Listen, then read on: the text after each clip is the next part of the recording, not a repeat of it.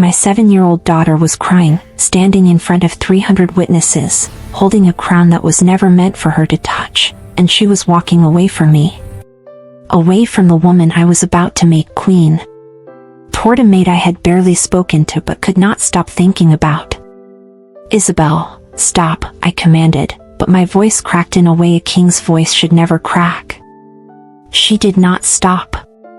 She kept walking, the crown trembling in her small hands, and I knew in that moment that everything I had built, every political alliance, every carefully constructed plan for my kingdom's future, was about to shatter. Because my daughter was right. And I was about to crown the wrong woman. The crown was 300 years old, forged in silver and bloodstone, and it had never touched the head of someone my heart did not choose. Until today. My name is Adrian Thornwell, Vampire King of the East, and I have lived 1,000 years. I have conquered kingdoms, ended bloodlines that dared cross me, and built an empire my enemies whisper about in the dark. I am feared. I am respected. And tonight, I was about to make the biggest mistake of my immortal life. Welcome to this family. If you are new here, you have just stepped into the fastest growing community of vampire love stories on this platform, and trust me, you are about to witness something that will leave you speechless. We have so much planned for you, and you are special. You do not want to miss a single story. So go ahead, hit that subscribe button right now, because if you love drama, romance, and shocking twists, this is your home. Do not be that person who enjoys everything in silence and then disappears. Also tell me, where in the world are you watching this from? Seriously, drop your city or country in the comments because I love knowing that our community is global, but I see you. I appreciate you. Now make it official by subscribing now. Now back to the story. The grand hall was suffocating in its beauty. 1,000 candles floated beneath the vaulted ceiling, casting golden light over marble floors polished to a mirror shine. Courtiers lined the walls in their finest silk and velvet, their faces painted with anticipation.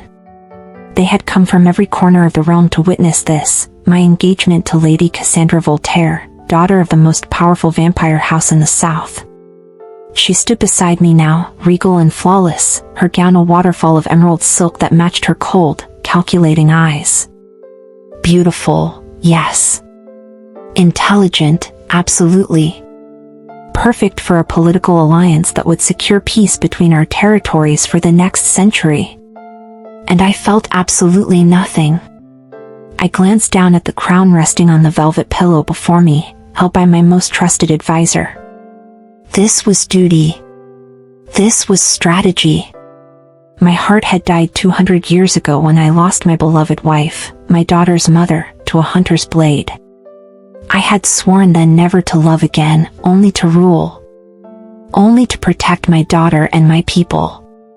Speaking of my daughter, little Isabelle sat in the front row, 7 years old with dark curls and eyes too ancient for her face. She was not smiling. She had not smiled in weeks, not since I announced the engagement. Her tiny hands were folded in her lap, her jaw set in that stubborn way that reminded me so much of her mother. I told myself she would understand in time. I told myself I was doing this for her future. I was lying to myself. But kings do not have the luxury of following their hearts. Kings make sacrifices. The officiant began his speech, droning on about unity and strength and legacy, and I forced myself to focus, to play the part one had written for myself. And then I saw her. She was at the far edge of the hall, nearly hidden behind a stone pillar. The new maid. I did not even know her name. She had arrived at the castle only 3 weeks ago, hired by my head housekeeper to help prepare for the wedding festivities. I had noticed her exactly twice, once when she spilled water on the corridor floor and apologized so profusely I thought she might faint, and once when I found her in the garden with Isabelle, braiding flowers into my daughter's hair while my daughter actually laughed. That laugh had stopped me in my tracks. I had not heard that sound in months. Now, she stood in the shadows wearing a plain gray dress, her hair pulled back in a simple braid, and her eyes were fixed on me with a look that made my ancient heart do something I thought it had forgotten how to do. It ached. She was crying. Silently. A single tear traced down her cheek and she wiped it away quickly, as if ashamed. And then she turned, clearly preparing to leave, unable to watch what came next. Something in me wanted to call out to her. I shook it off. Madness. The officiant's voice rose. And now, King Adrian, you may crown your chosen queen. The hall fell silent. I lifted the crown, turned to Cassandra, and prepared to place it on her head. That is when my daughter moved. Isabelle stood up from her seat. It happened so fast that no one reacted at first. She was small, quick, and determined. She walked straight down the aisle with the kind of confidence only children possess when they know they are absolutely right and every adult is absolutely wrong. Isabelle, I said quietly, a warning in my voice. She ignored me. She walked right up to me, looked at Cassandra with those big, unflinching eyes, then reached up and took the crown from my hands. The entire hall gasped. Cassandra's perfect face twisted in shock and fury. What is the meaning of this? I crouched down to my daughter's level, keeping my voice calm though my mind was racing. Isabelle, sweetheart, this is not the time. Give me the crown. No, she said simply. Isabelle. She is not our queen, Papa, Isabelle said, loud enough for everyone to hear. She does not love you. She does not love me. She wants the crown, not our family. The truth of it hit like a blade between my ribs. Cassandra's laugh was sharp and brittle. Adrian, control your child. This is embarrassing. That was the wrong thing to say. I rose slowly, and the temperature in the room seemed to drop 10 degrees. I have ended men for less than insulting my daughter. My voice came out soft, dangerous. Choose your next words very carefully, Cassandra. But Isabelle was not finished. She turned, still holding the crown, and walked straight across the hall toward the shadows. Toward the pillar where the maid had been hiding. The girl stepped forward instinctively, her eyes wide with terror. My lady, please, I should not. Isabelle stopped in front of her and held up the crown. You, Isabelle said. You should be our queen. The hall erupted in chaos. Courtiers shouted, Cassandra screamed something about disgrace, and my advisors rushed toward me, all talking at once. But I did not hear any of it. I was staring at the maid. She had dropped to her knees in front of my daughter, shaking her head, tears streaming down her face. No, sweetheart, no. I am no one. I am just. I cannot. You make my papa smile, Isabelle said, and the simplicity of it shattered something in me. I see him watch you. And you make me happy. You are kind. You are good. She is not. Out of the mouths of babes. The maid looked up at me then, and our eyes met across the chaos, and I swear on my wife's grave, I felt it. The thing I thought I would never feel again. Recognition. Connection. Fate. What is your name? I asked, my voice cutting through the noise. Everyone went silent. She stared at me, trembling. Celeste, Your Majesty. My name is Celeste.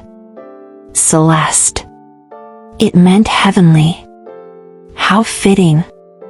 I did what kings do when their world is turned upside down in front of 300 witnesses. I took control. Everyone out, I said quietly. No one moved. I set out. My voice echoed like thunder, and the crowd scattered like leaves. Courtiers, advisors, servants, all of them fled through the massive doors until the hall was empty except for me, Isabelle, Cassandra, and the trembling maid kneeling on my floor. Cassandra was vibrating with rage. You cannot possibly be entertaining this insanity. She is a servant, Adrian. A human servant. Your daughter is a child throwing a tantrum, and you are humiliating me in both our houses. You are right, I said calmly, and Cassandra's face flickered with relief. Isabelle is a child. But she has better instincts than I have given her credit for. Adrian. This engagement is over. Her eyes went wide. You cannot be serious. I am always serious, love. You know this about me. I took the crown from Isabelle's hands and looked at it, really looked at it. I was going to bind myself to you out of duty. Out of strategy. But my daughter just reminded me that I swore long ago never to wear a crown built on lies. And you and I? We would have been a magnificent lie. Your people will never accept a human as queen, Cassandra hissed. My people will accept what I tell them to accept, I said, and the edge in my voice made her step back. Because I am Klaus, because I am Adrian Thornwell, and I have burned entire cities for less than questioning my authority. You are free to leave. In fact, I insist on it. And Cassandra, a word of advice, do not make an enemy of me. I do not forgive, and I do not forget. Ask the House of Grayson what happens when someone crosses my family. Oh wait, you cannot. There is no House of Grayson anymore. She went pale, turned on her heel, and stormed out. I exhaled and looked down. Celeste was still kneeling, her face buried in her hands, sobbing. I am so sorry. I am so sorry. I never meant for any of this. I will leave. I will go tonight. Please, please do not punish your daughter for my... Stop, I said. She went quiet. I knelt down in front of her, the same way I had with Isabelle. Look at me, Celeste. She raised her head slowly. Up close, she was even more beautiful. Soft brown eyes, sun-kissed skin, a mouth built for laughter. And she looked at me like I was not a monster. Like I was just a man. Did you bewitch my daughter? I asked. No, Your Majesty. Did you scheme to get close to me? No, I swear, I just needed work, and the housekeeper hired me. I have tried to stay invisible. I promise. Then why, I asked quietly, do I find myself thinking about you every night before I sleep? Her breath caught. Papa thinks about you because you are good, Isabelle said matter-of-factly. And he has been sad for so long. I reached out and tucked a strand of hair behind Celeste's ear, and she shivered at the touch. My daughter has chosen you. I do not know what that means yet. But I do know I am not putting that crown on anyone's head until I understand why. I made a decision that night that surprised even me.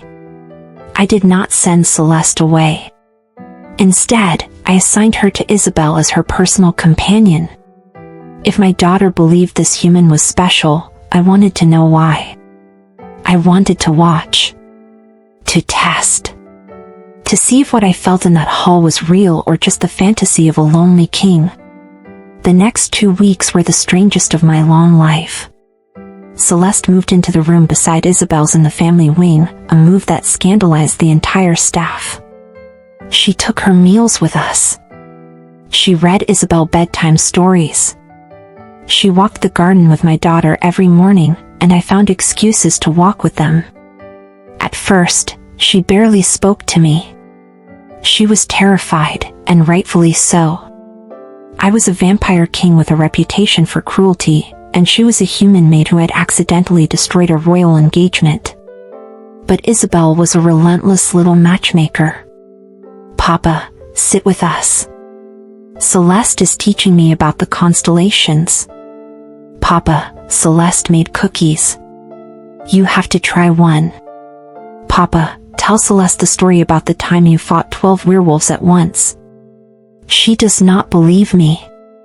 And slowly, carefully, Celeste began to relax. One evening, I found her alone in the library. Isabelle had fallen asleep early, and Celeste was curled up in a chair by the fire, reading a book that was far too advanced for a maid. "Philosophy?" I asked, stepping into the room. She jumped, nearly dropping the book. "Your Majesty.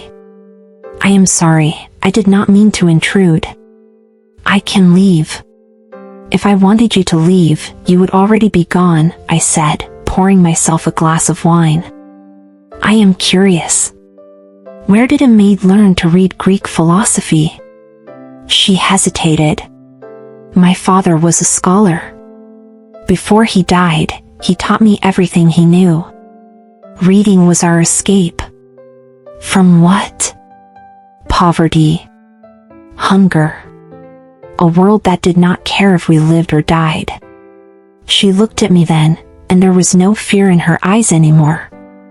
Only honesty. "You asked me once if I schemed to get close to you. The truth is, Your Majesty, I came to this castle because I was starving. I took this job because the alternative was dying in a gutter. I never expected this." "This?" "Kindness," she whispered. "From you. From Isabelle. I expected to be invisible. I have been invisible my whole life." I sat down across from her. "You are many things, Celeste. But invisible is not one of them." She blushed, and I found it devastatingly charming. "Tell me something," I said. "Why did you cry at the ceremony?" She looked away. "I should not say." "I insist." She took a shaky breath. "Because I knew you were making a mistake. I had only been here 3 weeks, but I saw the way you looked at her. Like she was a contract, not a person. And I saw the way Isabelle tried so hard to be happy for you and could not. And I thought how sad it was that a man who has everything still does not have love." My chest tightened. "And you cried for me?" "I cried for all of you," she said. "You deserve more. Isabelle deserves more." I set down my wine glass and leaned forward. "What if I told you I have not stopped thinking about you since that day? What if I told you that my daughter's wild, impossible gesture was the first true thing to happen to me in 200 years? Her eyes filled with tears again.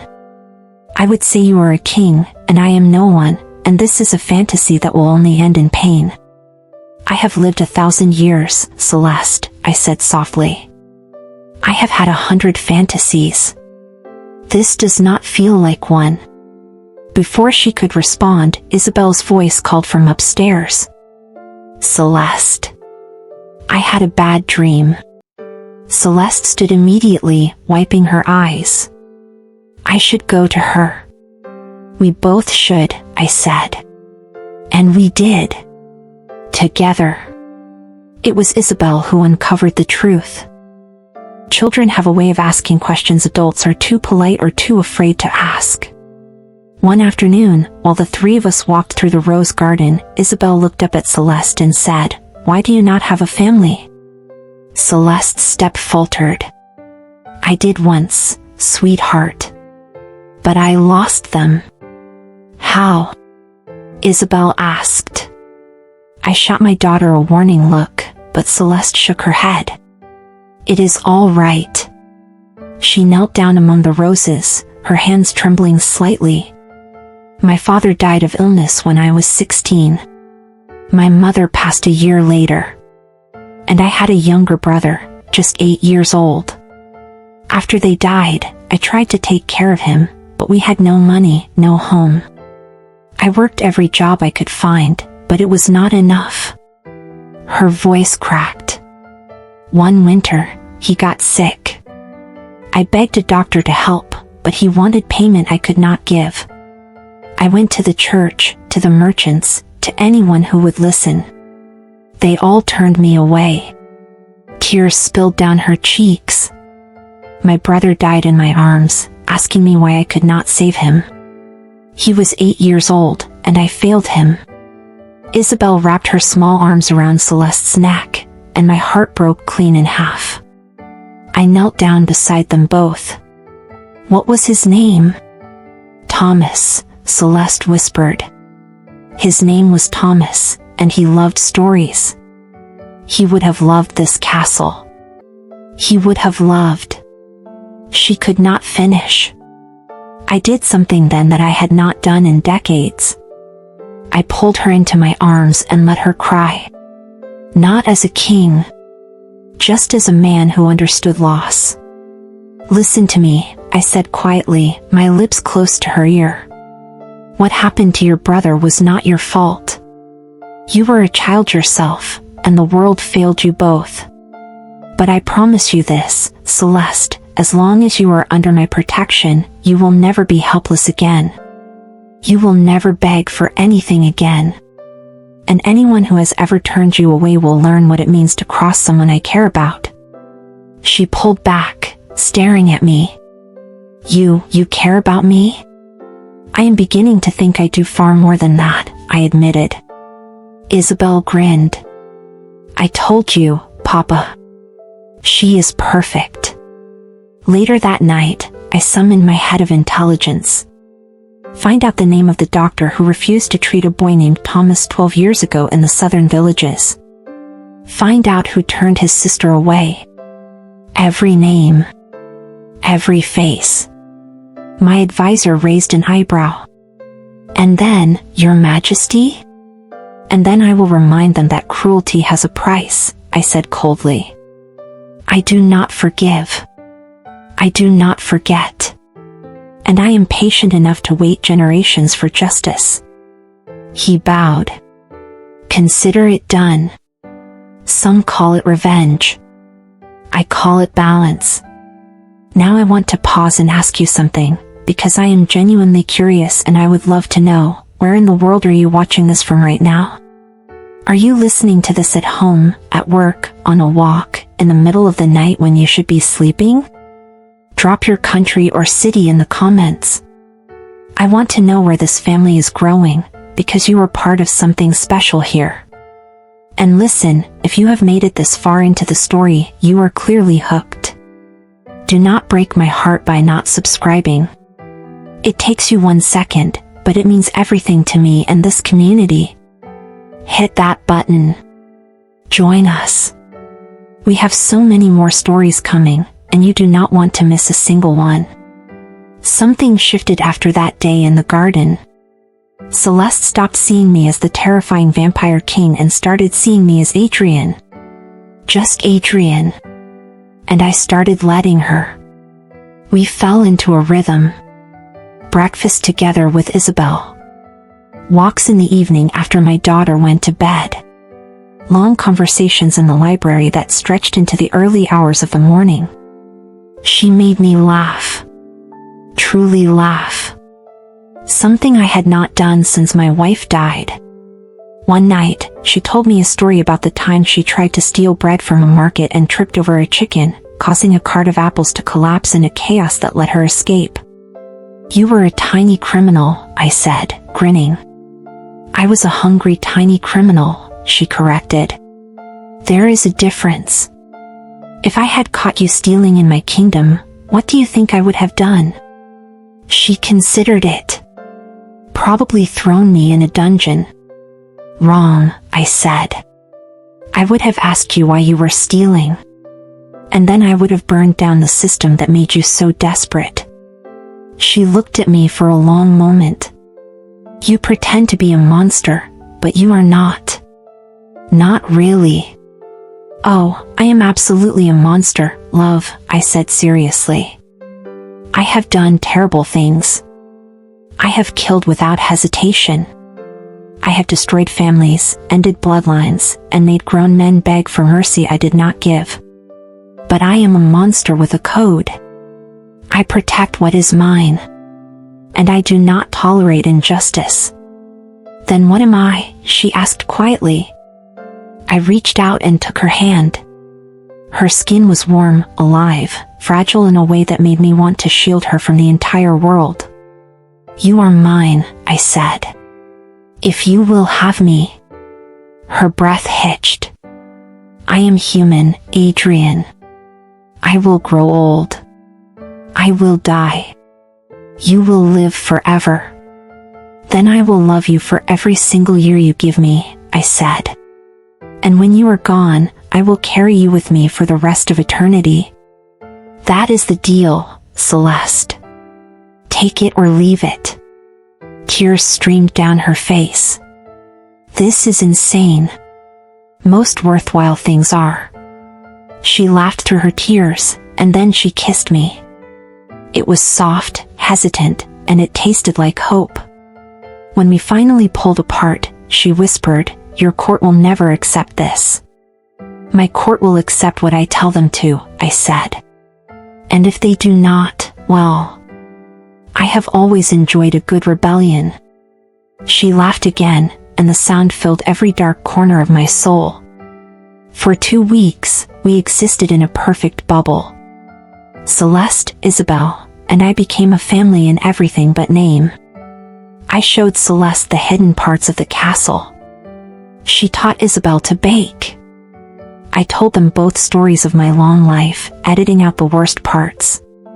Isabelle bloomed. She smiled constantly, laughed freely, and started calling Celeste Mama when she thought I was not listening. I pretended not to hear, but inside, I was planning a future I never thought I would have again. And then Cassandra came back. She arrived without warning, flanked by her father and 24 armed guards. I was in the throne room when they barged in, and I knew immediately that this was not a social call. "Cassandra," I said coolly. "I do not recall inviting you." Her father stepped forward, Lord Voltaire, an ancient vampire with a reputation nearly as dark as mine. "You humiliated my daughter in front of the entire court, Adrian. You broke a treaty engagement. There are consequences." "The engagement was built on politics, not love," I said. "I ended it honorably." "You ended it for a human," Cassandra spat. "A maid. It is disgraceful." "Careful," I said softly, and the room went cold. "You are speaking about the woman I intend to marry." Gasps echoed through the room. Lord Voltaire's face twisted in fury. "You cannot marry a human. It is forbidden by the old laws. She cannot rule beside you." "I am the law," I said, rising from my throne. "And I will marry who I choose." "Then you force our hand," Voltaire said. He nodded to his guards, and they dragged someone forward. Celeste. She was bound, gagged, and terrified. Every ounce of control I had shattered. "Release her," I said, my voice dropping to a lethal whisper. "Right now." "She is a distraction," Cassandra said coldly. "A momentary obsession that has made you weak. So we are removing her. Permanently." I moved faster than any of them could track.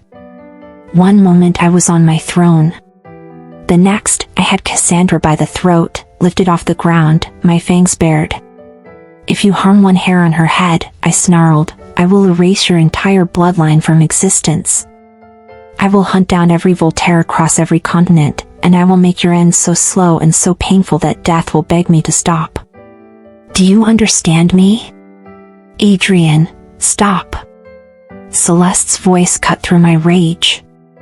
She had torn off her gag. "Please. Do not do this. Not for me." I looked at her, and the fear in her eyes was not of them. It was of me. Of what I was capable of. I released Cassandra, and she collapsed, gasping. "Take her," Voltaire ordered his guards. "We leave now." "No." I roared, but Celeste shook her head. "If you fight them, people will die," she said, tears streaming down her face. I am not worth a war, Adrian. You are worth 1,000 wars, I said desperately. Then prove it by choosing peace, she whispered. Let me go. Protect Isabelle. Be the king your people need. They dragged her toward the door. Celeste. I tried to follow, but Voltaire's guards formed a wall, weapons drawn. You have a choice, Adrian, Voltaire said. The girl, or your kingdom. Choose wisely. And then they were gone. And I stood alone in my throne room, utterly destroyed. Isabelle ran in moments later. Papa, where is Celeste? Where did they take her? I fell to my knees and pulled my daughter into my arms. I am sorry, sweetheart. I am so sorry. Bring her back, Isabelle sobbed. Please, Papa. Bring her back. I held my daughter while she cried, and I made a decision. Consequences be damned. I called a meeting of my entire court within the hour. Every noble, every house leader, every vampire of influence stood before me in the grand hall. The same hall where this all began. I stood before them not as a diplomat, but as a warlord. Lord Voltaire has taken something that belongs to me, I said, my voice echoing. He believes he can manipulate me through fear. He believes I will choose politics over love, strategy over heart. He is wrong. Murmurs rippled through the crowd. I am Adrian Thornwell. I am the vampire king of the East. I have lived 1,000 years, conquered armies, and built this kingdom on the bones of those who underestimated me. And I am telling you now, I am going to war. Your Majesty, one of my advisors said carefully, the Voltaire house is powerful. A war would cost thousands of lives. Then let it cost, I said coldly. Because I am done pretending that duty matters more than love. I am done sacrificing my happiness for treaties that mean nothing. Celeste is not a political pawn. She is the woman I love. She is the mother my daughter has chosen. And I will burn the entire South to ash before I let them harm her. But she is human, someone said. She is mine, I roared. And that is all that matters. Now, you have a choice. Stand with me, or stand aside. But if you stand against me, remember what I did to the House of Grayson. Remember that I do not forgive. I do not forget. And I am very, very patient. Silence. And then, one by one, my knights knelt. My guards knelt. My court knelt. For the king, they said in unison. And for his queen. I looked at them, and for the first time in 200 years, I felt something other than darkness. I felt purpose. Prepare for battle, I said. We ride at dawn. But I did not wait for dawn. I took my fastest horse and my most loyal guards, and I rode through the night to Voltaire's fortress. I did not bring an army. I brought fury. When I arrived at his gates, I did not ask for entry. I tore them off their hinges. Voltaire met me in his courtyard, surrounded by guards. You are a fool, Adrian. You cannot fight all of us. Watch me, I said. And I did. I will spare you the details of what I did that night. Let us just say that when it was over, Lord Voltaire knelt before me, bleeding and broken, and he understood exactly what it meant to cross my family. Where is she? I asked quietly. The tower, he gasped. Top floor. I left him there and ran.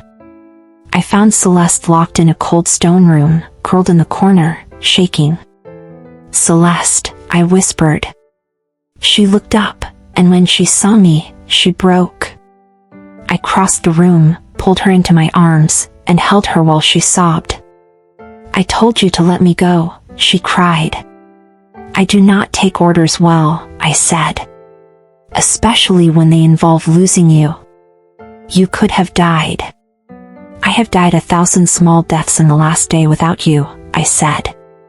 I will take my chances with the real thing. She pulled back and looked at me, and then she kissed me like I was her heir. I love you, she whispered. I love you, I said. And I am never letting you go again.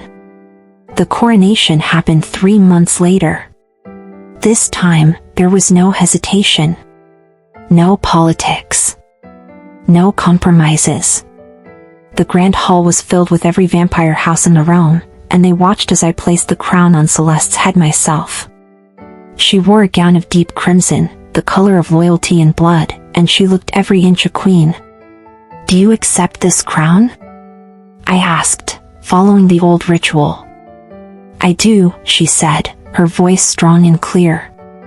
Do you swear to protect this kingdom and its people? I do.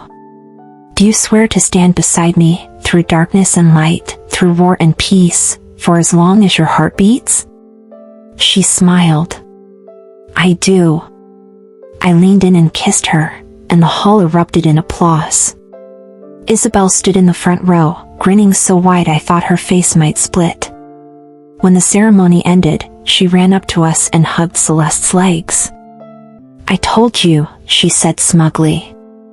I told you she was perfect. You did, little love, I said, lifting her into my arms. You were right all along. That night, after the feast and the dancing and the endless parade of nobles swearing loyalty to their new queen, I found Celeste on the balcony overlooking the kingdom. Regrets? I asked, wrapping my arms around her from behind. Only that I did not steal more bread as a child, she said. I could have been a much better criminal. I laughed. I will add it to your list of royal duties. Queen by day, bread thief by night. She turned in my arms and looked up at me. Do you think this will last? A human and a vampire? I think we will have 50 or 60 years together if we are lucky, I said honestly. And then I will have an eternity to remember you. But Celeste, I would rather have 60 years of love than 1,000 years of emptiness. You taught me that. What did I teach you? That some things are worth the pain, I said. That love is not a weakness. That my daughter's instincts are better than my strategies. And that sometimes, the right queen is not the one you choose with your head, but the one your heart has already chosen. She kissed me softly. I was a maid 3 months ago. And now you are a queen, I said. My queen.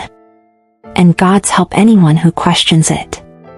We stood there together, looking out over the kingdom, and I realized something. For 1,000 years, I had ruled through fear and power. But it was love that finally made me whole.